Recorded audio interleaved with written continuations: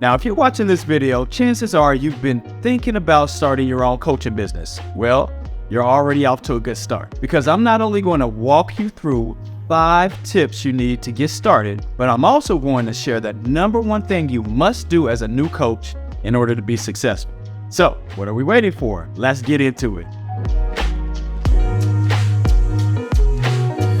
Hi, I'm Wyatt Johnson from coachingoverflow.co, the place where we pour into the lives of impact-driven coaches so that you can feel happy, healthy, and wealthy, and then overflow into the lives of your clients. Okay, so you're thinking about starting a coaching business, and you're not sure where to start, right? Well, first off, let's talk about what coaching is.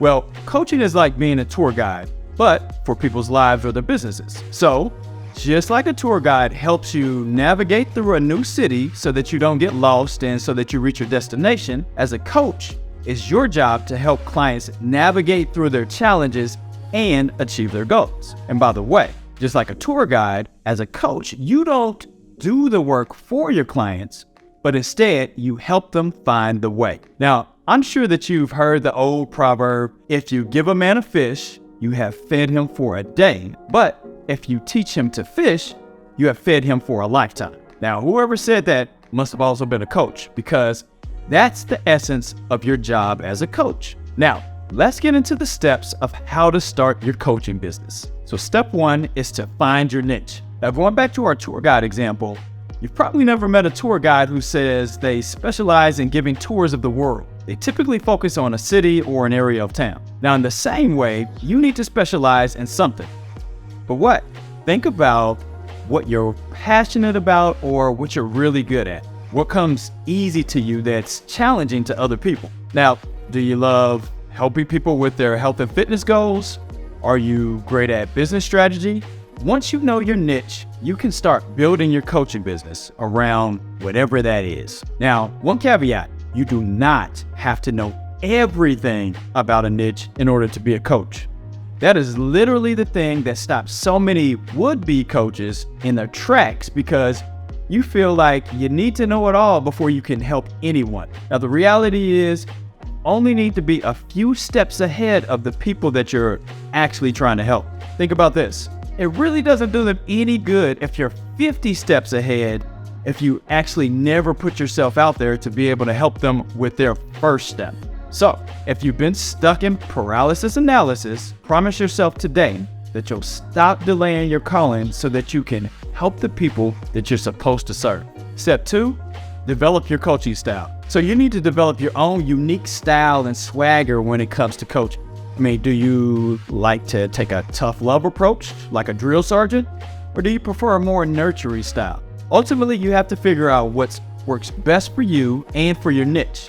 And remember, there's no one right way to coach. Truthfully, the best approach is to be yourself and do what comes naturally for you, because that's ultimately going to determine the type of people that you attract. For instance, I personally am a mix of keep it real with grace added on top. Because for me, I've seen people have the best results when they receive both. So, what's your coaching style? Are you more direct? Are you more of a nurturer? Do you believe in more positive reinforcement? Or do you take the tough love approach? Share your coaching style in the comments below.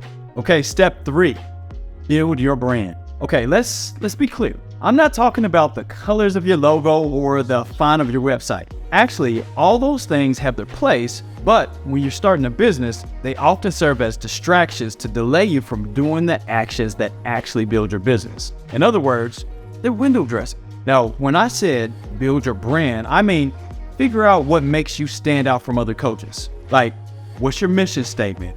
What are your values?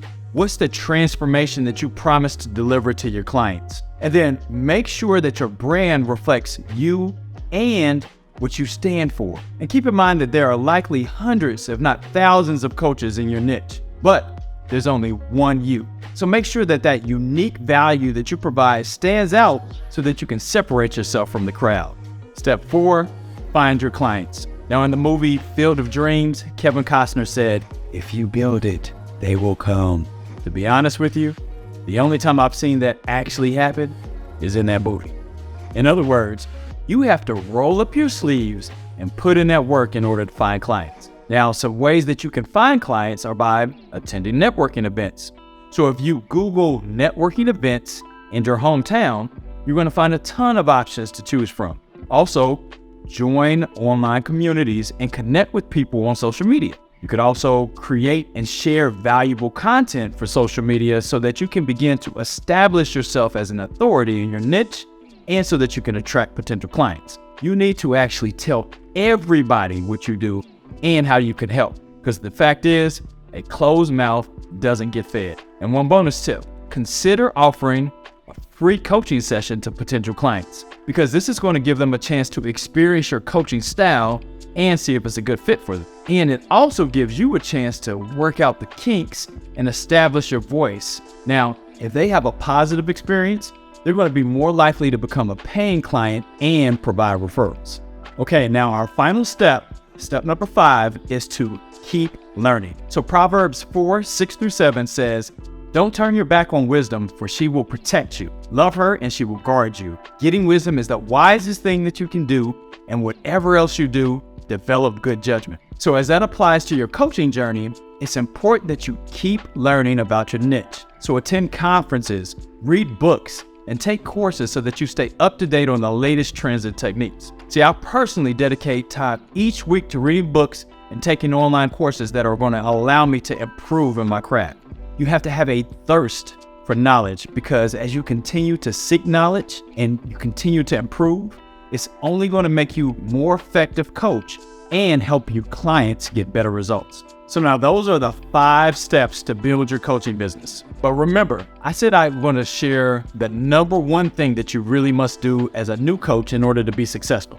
And that number 1 thing is to focus on building strong relationships. And that means you want to make sure that you're actively listening, showing empathy, having honest communication, and following up. See, all of these are things that let your clients see that you actually care about their success, and that's ultimately going to lead to your success. And the last thing that I'll leave with you is that you don't have to be great to get started, but you have to get started to be great. So don't delay another day in sharing the message that you have in your heart in order to improve the lives of the people that you're supposed to serve. Just get started.